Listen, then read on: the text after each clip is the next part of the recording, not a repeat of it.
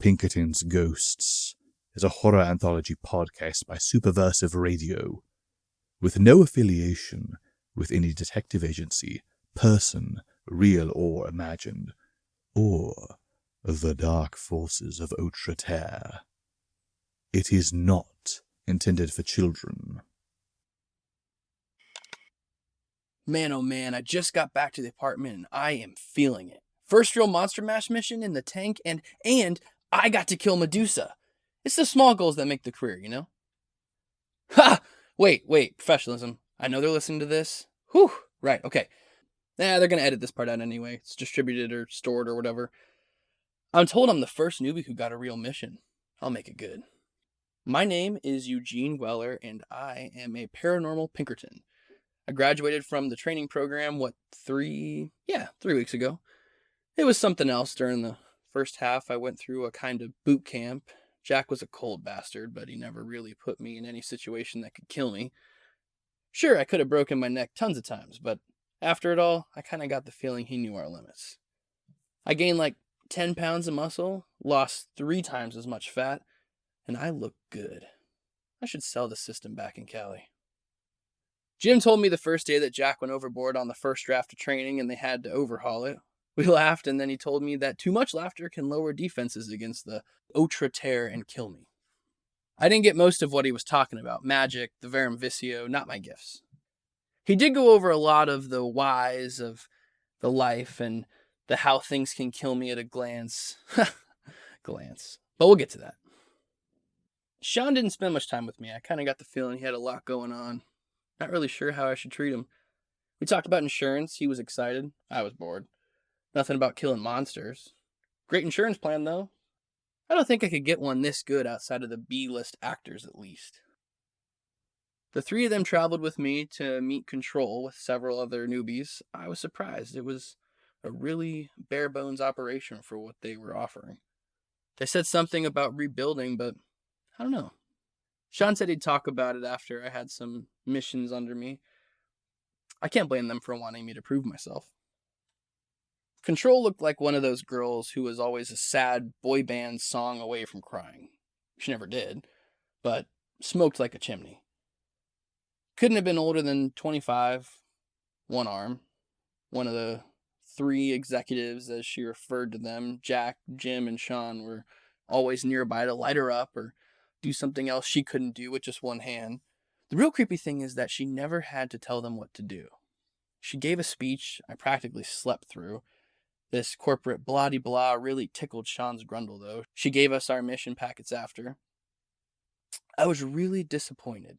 I didn't get the Northern California post I wanted.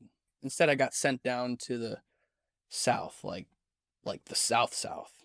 Every time I hit a dirt road, I heard banjos, and some kid would stare me down without saying anything. They could smell I was, well, at least I wasn't a filthy Yankee. No surfing either. So my first couple of missions were go to Farmer Lee, or think Robert, not Yang, and record his abduction experience. Well, the first one was a supposed abduction. The second, apparently redneck gnomes were dancing on 4-wheelers in his lawn. They didn't come back, so I just let it go. The third, that was the juicy one, the good one. The kind I signed up with the Paranormal Pinkertons for. The call came in. Control didn't need to introduce herself. She blew out smoke before she talked. Hello to you, too. 5 people have been turned to stone outside Haleyville, Alabama. It is a Medusa or cockatrice operating out of the Sipsey Wilderness. The email includes strategies, maps, and the nearest Paranormal Pinkerton cache. We expect great things from you, Eugene. Don't disappoint us. The Sipsey Wilderness is the weirdest park I've ever been to. It's a mix of hills, rivers, and caves that merge and mix without rhyme or reason. I've been to national parks on the West Coast. Usually they surround one major fixture or are part of a building's lawn or something like that. You know, observatories on a mountain named after some Italian dead guy. I had been in the southern wilds before, but this, completely new experience. At the very least, it wasn't humid for once. Prepping for this, I brought a semi-auto rifle with a good scope. Jack had taught me basic shooting, but I've been practicing. I was confident I could hit a target as big as Medusa from 100 feet away. Medusa. Medusae, Medusas, and cockatrices were a reactive sort of monster. They do turn people to stone, but it was a direct eye contact rule for the Medusas or a staring thing for the cockatrices. If I could get the drop on the baddie before they could see me, I won. The rifles, some food, water, and knives made up my arsenal. I'm going to skip talking about all the victims, except the last. It's in the files, and there wasn't any real evidence I could point to. It was mostly done in the city, around the local strip malls and the supercenter. The latest death was still being investigated and covered up by the police. I flashed some quasi-fake federal identifications to get them to talk. They didn't have anything for me. A town as poor as Haleyville did not have state-of-the-art cameras pointed at an unused alley. Some poor druggie had flung up his arms in shock and horror. I could see every detail on his face, the screaming, the lines of hard drug use, the crumbling edges of his fingers. Life had rolled him in the surf, and now it was immortalized in granite. I'm starting to get the feeling that I'm going to build up a lot of things I'll be seeing in dreams later. I dropped the car off at Randolph Trailhead parking area because no statue had been found around Kinglock Road. The plan was simple. I would pass through the area, looking for anything suspicious. This place was full of shallow caves and rocks. I checked one out just near the trailhead. It had an ancient look. The thing looked man-made, and moss covered it like a cloak. Animals had been here, but I didn't find any little statuettes of squirrels or what have you. This is a hunt. I had to find evidence, make a trap, time my attack with the moment of most distraction. I spent most of my time moving slowly and carefully. Jack did train me how to walk with almost no sound. I appreciated the discipline. It's not something anyone thinks about until you need it. Like your dad making you garden as a kid, but then you have your own lawn and you want to grow flowers. I made a serpentine line between Randolph Trail and commercial districts most victims had been found. I avoided hikers, police, and the occasional forest ranger. It wasn't until just before sunset that I got a break. Surrounding the wilderness are a series of lookout towers. They're great horror fare, but their main purpose is to look for fires, illegal campers, and provide jobs for the really antisocial among us. There are only a handful of active ones, but more stand abandoned and locked up. This one. Broken lock on the stairway up disguised as if it still worked. I checked for signs. There was no drug paraphernalia on the ground. In fact, there were no tracks at all. When I reached the top, the door was unlocked. Inside were food wrappers and drink cans, neatly put into piles away from the still uneaten food. There was no sign of bedding, clothing, or anything else that marks a habitation. This was just a food storage area. I even found receipts, paid with cash at the local grocery stores from the self-serve kiosks. Who knew the Autre had a hankering for chocolate? And gerbils. Most people not in the know don't see the supernatural or see only what they want to see. Once you know and believe the supernatural exists, the first of the veils is broken. You can see it, even if it doesn't want to be seen by you. I should specifically say real evidence. Dead bodies of monsters and stuff like that, whispers and rickety old basements don't count. That was the biggest mind break for me when I was a teen. I saw a real mermaid and she tried to drown me. I wrote down the story, but I'll put it in the voice archive someday. I got free thanks to a knife I kept on me for sharks and rabid sea lions, but that's a story for another day. I found shed skin packed into an abandoned old dresser. This was a Medusa, not a cockatrice or a random homeless person with OCD. Medusa are half women, half snakes. The term covers snaky women with eyes that can turn you into stone. Gorgons are the same, but without the stone eyes power. Jim did explain the naming conversations to me, but it wasn't very precise. The Autre was not something that lived and died by the scientific method. So I had found its storehouse. Explaining the money was a tough one, but I found other bills of sale to the Wickham Hall and Winters Trading House. The execs didn't talk about them much, but apparently they buy and sell supernatural material, kind of neutral to it all, as long as business was done. Night was falling quickly. I had a feeling that the Medusa was only active then, which lowered her risk of discovery. I put things back as I could and left the lookout tower. Medusa's hair are proper snakes, and they will track my footprints if she suspects something is there. I walked backwards, trying to step where I believed I had stepped before. I hoped she would think that 2 people went up the tower and hadn't come down. Nights are dark in the south. Even away from the light pollution, the trees were so thick I could barely see the sky. I climbed up a hill and then one of the taller trees to a good vantage point. The lookout tower was free of the worst tree covering. It was almost illuminated by starlight and moonlight when they finally decided to come out. Now the most dangerous part of the mission began. I had to get a good shot of her first. Her just randomly glancing over where I was positioned didn't mean her power worked. She needed to really look at me. If she was winged, and I didn't blind her, then I was in trouble. I could not allow her to lock eyes with me. The last bits of sun died away when I heard rustling underneath. I risked a look down.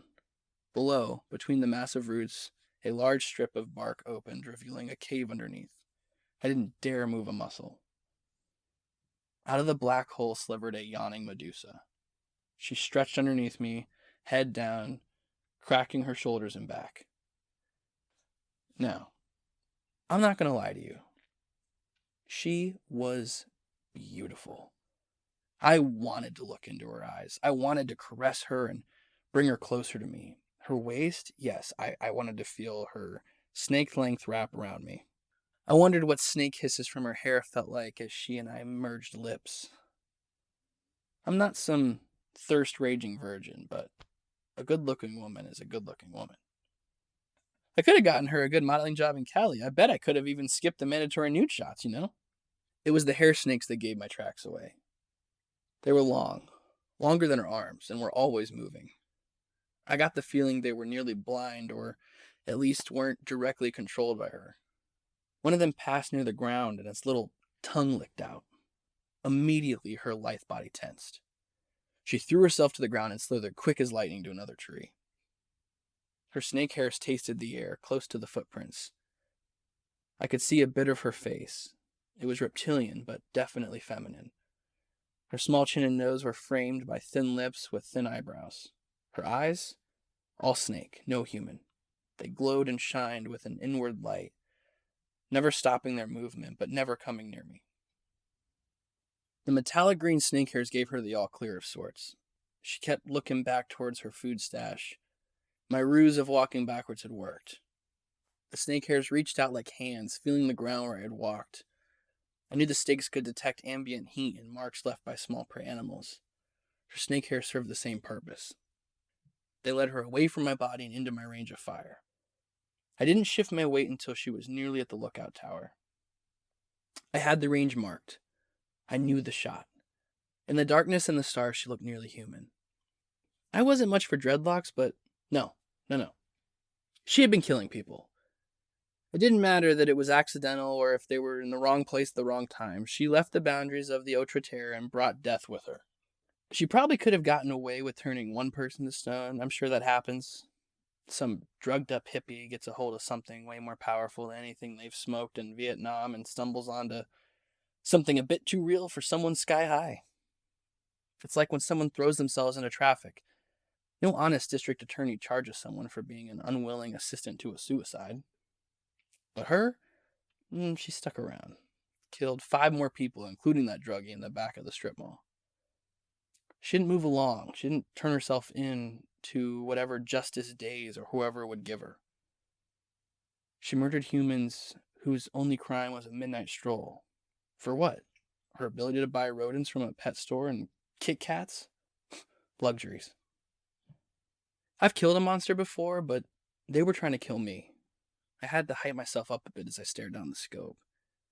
She looked really human from a distance. The part of me that wants no one to die to things they never understood won out. She was examining the lock when I pulled the trigger. The bullet struck home, cracking her head to the side and sending her spiraling into a death rattle I honestly thought was fiction. I thought she was going to tie her 20-foot length into knots, but every time her tail straightened and her arms curled around her body. It was more than a minute until she stopped struggling.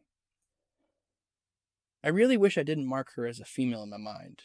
Monsters that look like people don't play fair. Monsters should look like monsters. I spent several minutes watching her. She didn't move. Sometimes their snake hairs twitch, but that was to be expected. They had their own rudimentary brains and circulatory system. I waited another few minutes, then approached. It was a tense moment. The body was stretched out, its coils were cooling in the night air, but they still had a bit of warmth when I touched them. I was still a little messed up from killing her. It wasn't like the mermaid. I made my way to the head. I had gotten a clean shot on her. But I didn't dare consider the job done until I performed some devastating elective weight loss surgery. Yeah, I'll call it that.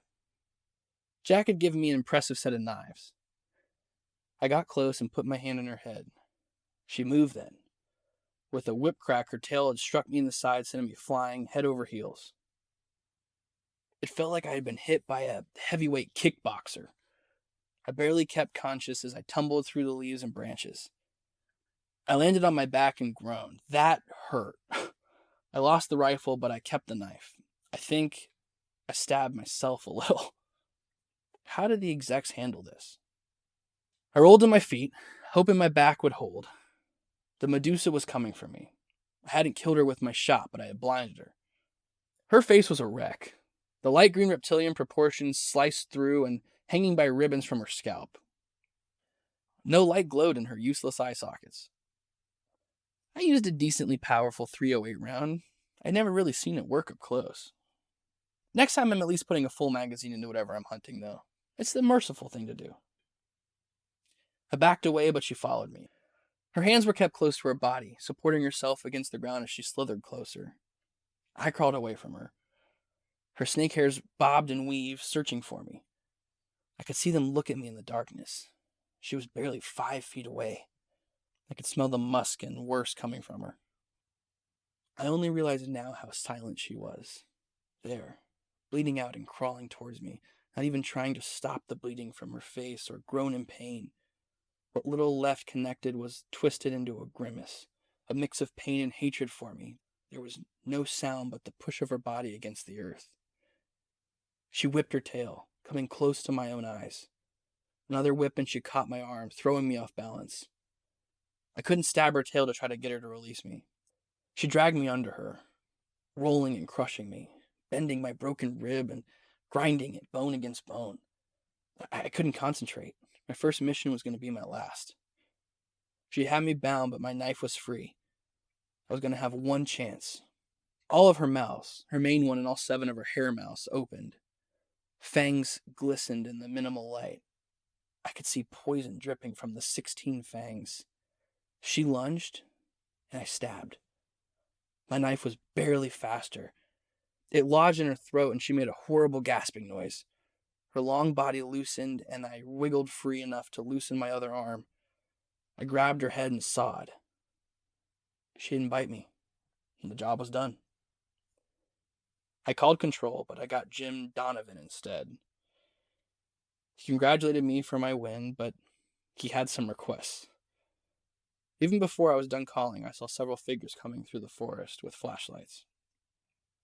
I tried for a bluff. "This is Agent Don LaCroix. This is an active crime scene. You need to leave." They were forest rangers. They saw the long corpse of Medusa, spoke among themselves, and then they left. Creepy. The Medusa was scary, but I didn't like how the rangers watched me. Maybe Control was right about them. I was able to take care of the body, piling it up and burning the remains. Did not enjoy skinning the snake tail for material. I boxed up the head and everything of note. I burned the torso in bits I didn't feel comfortable cutting away whole. I don't know if that's normal Pinkerton behavior, but Jim asked for it. He promised to make something good. I'm not sure I want it. After tonight, I think I underestimated what's going on. I might need it. This was a ride. I know I sound down now, but it was a thrill ride. My rib is broken, but the hospital took care of me, and I even had a room with a view. Real red carpet treatment. I'll be ready for another rough and tumble fight in a couple weeks. Part of me can't wait. Let me know what I can do. Come to think of it, I need to check out that pet store. Who willingly sells gerbils to Medusa? Pinkerton's Ghosts is a podcast distributed by Superversive Radio, licensed under an attribution non-commercial, share-alike international license. This episode is written by Ben Wheeler and is performed by Lou Wegner. Ben Wheeler edits, directs, produces, and herds cats. Ken Dickerson performs our audio editing. Visit us on Facebook, read articles on superversivesf.com, or listen to us on unauthorized Acast, iTunes, or Spotify. Contact us through Twitter at @PinkertonsGhosts, email us at pinkertonsghosts@gmail.com, or send us noble messenger possums with messages strapped to their backs. Don't worry, they know how to find us. Thank you for listening, and good luck.